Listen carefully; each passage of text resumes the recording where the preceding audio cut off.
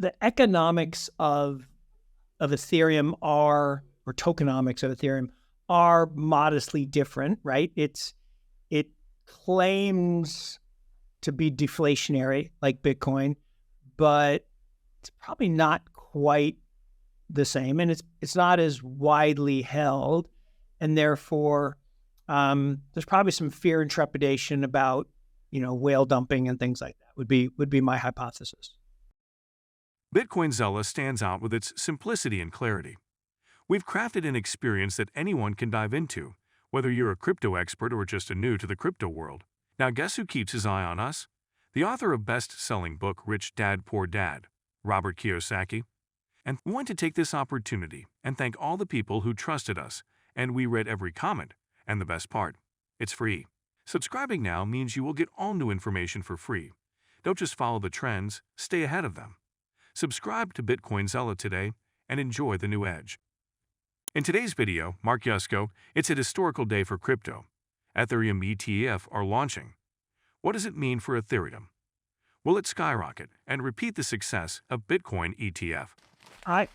This is my theory. That's all it is. I don't have inside knowledge, but it's my theory that I will argue that Grayscale is in a controlled demolition liquidation.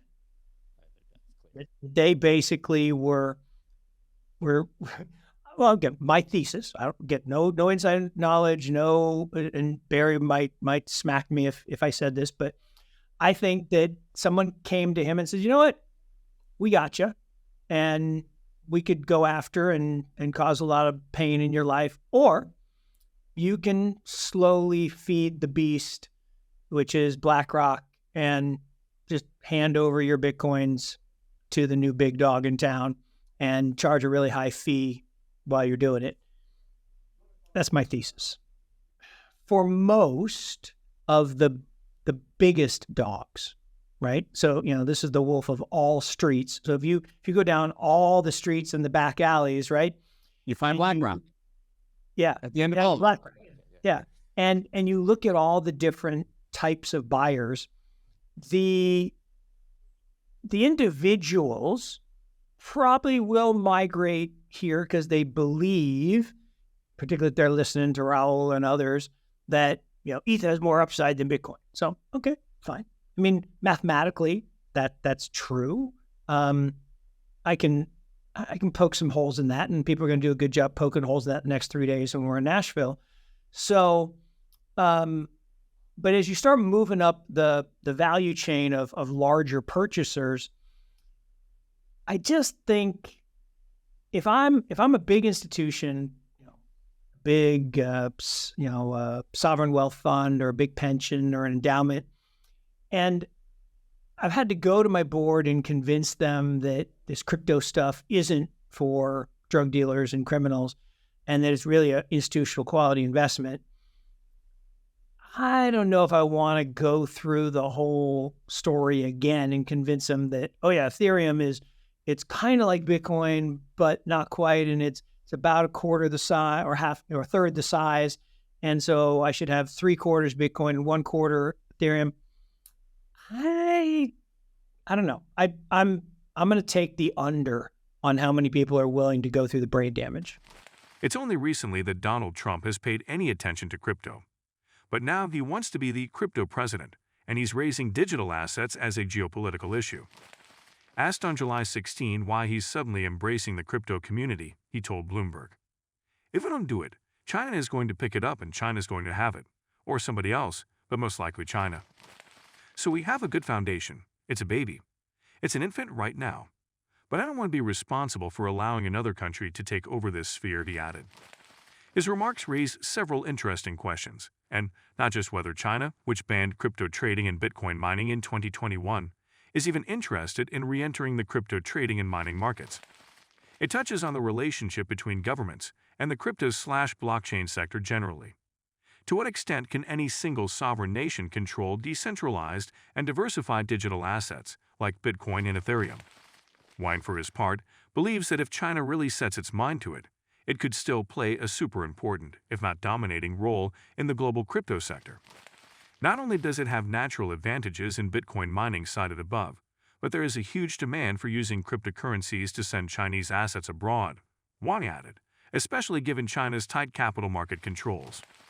The biggest cryptocurrency exchange platform in the world in terms of trade volume is still Binance, which is a company started in China by a Chinese but later moved abroad, and still 20% of Binance's trade comes from China, noted Wang. Before China banned crypto trading, there were even more Chinese cryptocurrency exchange platforms in a similar size to Binance, added Wang. As per Trump's remarks, is crypto really emerging as a new theater of competition between the great powers? According to Pagnata, Trump once votes, and he understands that tens of millions of Americans hold digital assets and see it as an important electoral issue.